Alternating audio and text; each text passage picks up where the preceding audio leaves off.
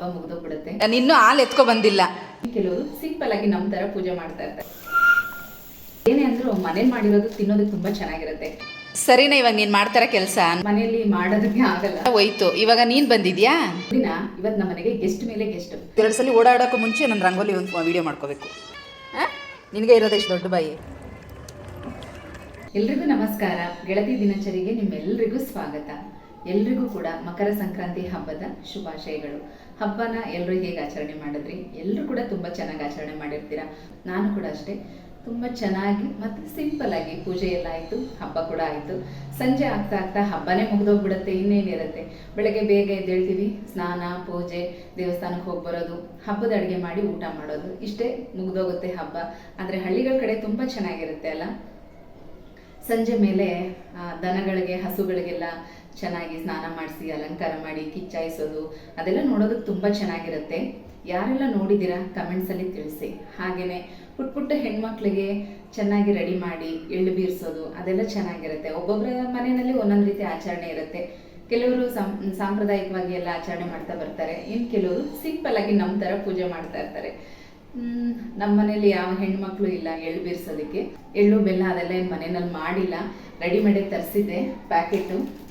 ಈ ಥರ ಏನೇ ಅಂದರೂ ಮನೇಲಿ ಮಾಡಿರೋದು ತಿನ್ನೋದಕ್ಕೆ ತುಂಬ ಚೆನ್ನಾಗಿರುತ್ತೆ. ಅಂಗಡಿದು ಅಷ್ಟೊಂದು ಟೇಸ್ಟ್ ಇರಲ್ಲ.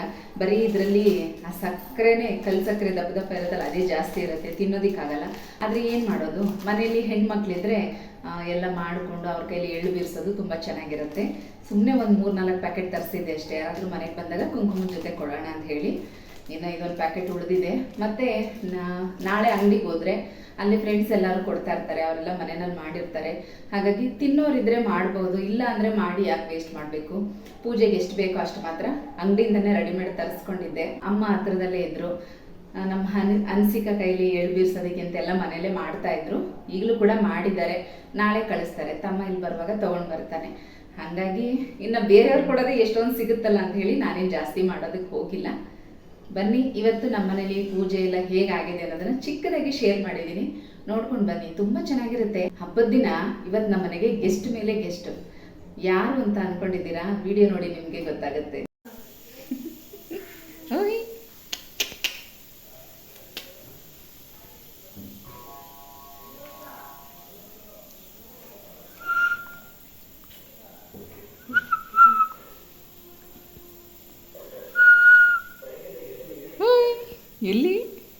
ಎಲ್ಲಿ ಕಾಣ್ತಾ ಇದೀಯ ನೀನು ಚಿನಿ? ಇಲ್ಲಿ ಇಲ್ಲಿ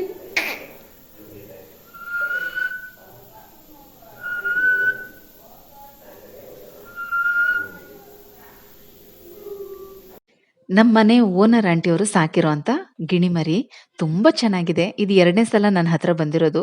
ಮೊದಲನೇ ಸಲ ಬಂದಾಗ ತುಂಬ ಕಚ್ತಾ ಇತ್ತು.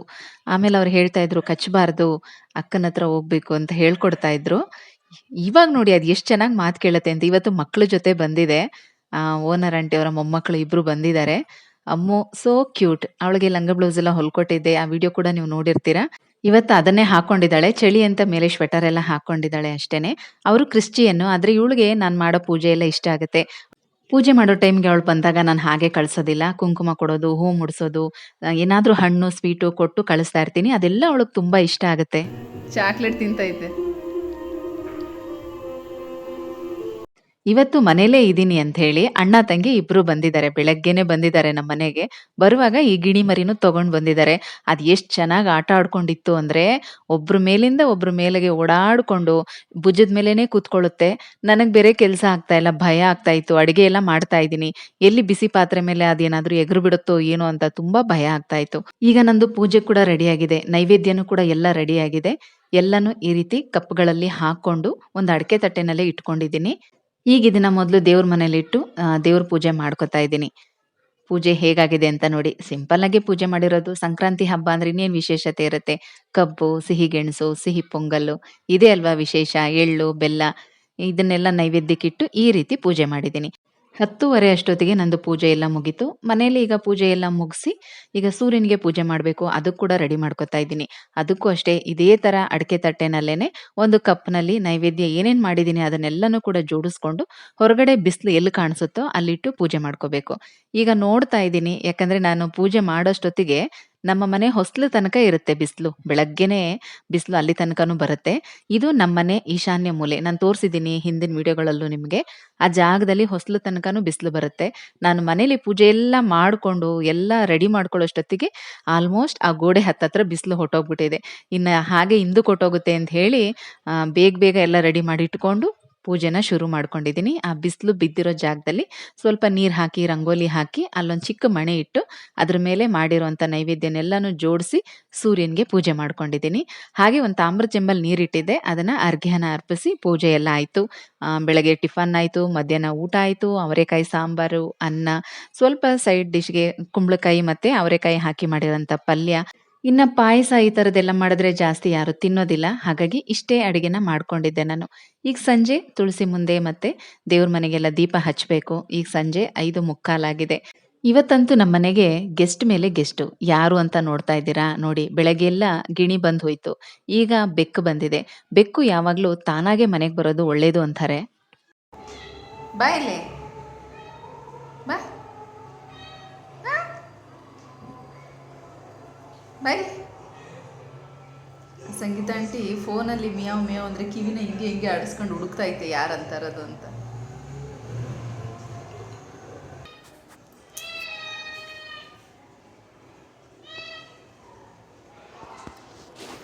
ಏನು ಬೇಕು?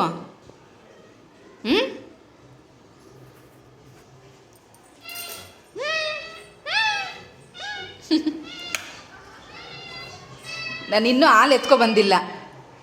ಬೆಳಗ್ಗೆ ರಂಗೋಲಿ ಹಾಕಿದೆ. ಸರಿನಾ ಇವಾಗ ನೀನು ಮಾಡ್ತಾರ ಕೆಲಸ? ನೋಡು ನೋಡು ಪವನ, ಆ ಮಕ್ಕಳೆಲ್ಲ ಬಂದು ಆಟ ಆಡಿ ಬೆಳಗ್ಗೆ ಹಾಕಿರೋ ರಂಗೋಲಿ ಎಲ್ಲ ಹೋಯ್ತು. ಇವಾಗ ನೀನು ಬಂದಿದ್ಯಾ? ನೋಡಲ್ಲಿ ಕರಿತಾ ಬಾಯ್ಲಿ, ಬಾಮ್ಮ ಬಾ ಬಾಯ್ಲಿ.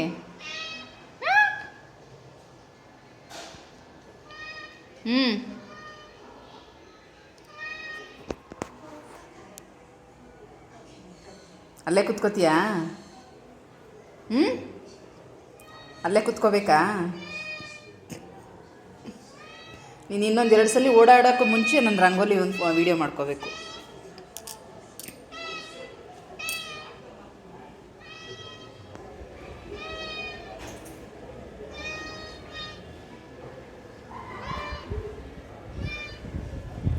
ನೋಡು ಬೌಲೆಲ್ಲ ಐತೆ, ನೋಡು ಬೌಲೆಲ್ಲ ಐತೆ ನೋಡಮ್ಮ.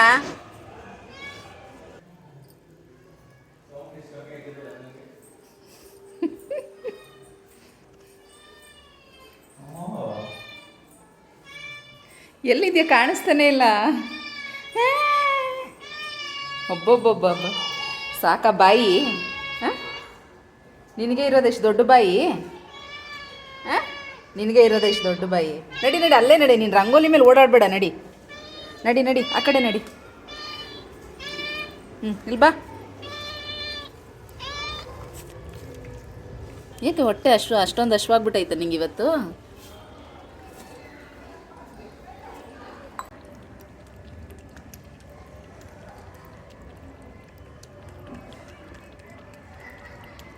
ಬೆಳಗ್ಗೆ ಹೋದ್ರೆ ಸಂಜೆ ಬರ್ತೀನಿ.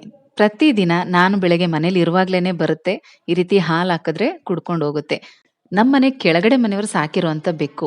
ಎಷ್ಟು ಒಳ್ಳೆ ಬುದ್ಧಿ ಅಂದ್ರೆ, ನಾನು ನೋಡಿ ಬಾಮ್ಮ ಒಳಗೆ ಅಂತ ಕರೆಯೋವರೆಗೂ ಒಳಗಡೆ ಬರೋದಿಲ್ಲ. ಒಳಗಡೆ ಬಂದ್ರೂ ಆ ಮ್ಯಾಟ್ ಮೇಲೇ ಕೂತ್ಕೊಂಡಿರುತ್ತೆ. ಅಲ್ಲಿಂದ ಮುಂದೆ ಬರೋದು, ಮನೆಯೆಲ್ಲ ಓಡಾಡೋದು, ಆ ತರ ಎಲ್ಲ ಏನು ಮಾಡೋದಿಲ್ಲ. ಎಷ್ಟೊಂದ್ಸಲ ನಾನು ಒಳಗಡೆ ಕೆಲಸ ಮಾಡ್ತಾ ಇರ್ತೀನಿ, ಮೇನ್ ಡೋರ್ ಕ್ಲೋಸ್ ಮಾಡ್ಕೊಂಡಿರ್ತೀನಿ, ಬಾಗಿಲ ಹತ್ರನೇ ಕೂತ್ಕೊಂಡಿರುತ್ತೆ. ನಾನು ಯಾವಾಗ ಬಂದು ಬಾಗಿಲು ತೆಗಿತೀನೋ ಅವಾಗ ನೋಡಿ ಸೌಂಡ್ ಮಾಡುತ್ತೆ. ಆಗ ನೋಡಿ ಹಾಲು ಕೊಟ್ರೆ ಕುಡ್ಕೊಂಡು ಹೋಗುತ್ತೆ. ಇವತ್ತು ನಾನು ಮನೇಲಿರೋದ್ರಿಂದ ಬೆಳಗ್ಗೆಯಿಂದ 3-4 ಸಲ ಬಂದಿದೆ, ಹಾಲು ಕೊಟ್ಟೆ, ಕುಡ್ಕೊಂಡೋಯ್ತು. ತುಂಬಾ ಖುಷಿ ಅನ್ಸುತ್ತೆ ಒಂದೊಂದ್ಸಲ. ಈ ರೀತಿ ಸಾಕು ಪ್ರಾಣಿಗಳಿಗೂ ನಮಗೂ ಅದೇನು ಋಣಾನುಬಂಧನೋ ಗೊತ್ತಿಲ್ಲ, ಒಂದಾದ್ಮೇಲೆ ಒಂದು ಬರ್ತಾ ಇರತ್ತೆ, ನಮಗೆ ಸಿಗ್ತಾ ಇರತ್ತೆ. ನಮ್ಮ ಜೊತೆಗೆ ಒಂಥರ ಅಟ್ಯಾಚ್ಮೆಂಟ್ ಬೆಳ್ಕೊಳ್ಳುತ್ತೆ. ನಮ್ಮ ವಿಕ್ಕಿನ ಕಳ್ಕೊಂಡಂಗಿದ್ನ ಯಾವ ಪ್ರಾಣಿಗಳನ್ನೂ ಹಚ್ಕೊಳ್ಳೋದಕ್ಕೆ ಮನಸ್ಸಿಲ್ಲ. ಆದ್ರೂ ಕೆಲವು ಸಲ ಅದೇನು ಋಣಾನುಬಂಧನೋ ಗೊತ್ತಿಲ್ಲ, ಅವುಗಳಿಗೆ ನಮ್ಮನೇಲಿ ಅನ್ನದ ಋಣ ಇರುತ್ತೆ ಅನ್ಸುತ್ತೆ. ಹಾಗಾಗಿ ಈ ತರ ನಮಗೆ ಸಿಗ್ತಾ ಇರುತ್ತೆ. ವಿಡಿಯೋನ ಕೊನೆ ತನಕ ನೋಡಿದ್ದಕ್ಕೆ ಧನ್ಯವಾದಗಳನ್ನ ತಿಳಿಸ್ತಾ ಇದ್ದೀನಿ. ವಿಡಿಯೋ ನಿಮಗೆ ಇಷ್ಟ ಆಗಿದ್ರೆ ಕಾಮೆಂಟ್ಸಲ್ಲಿ ತಿಳಿಸಿ. ಮುಂದಿನ ವಿಡಿಯೋದಲ್ಲಿ ಮತ್ತೆ ಸಿಗ್ತೀನಿ. ಹೋಗಿ ಬರಲಾ?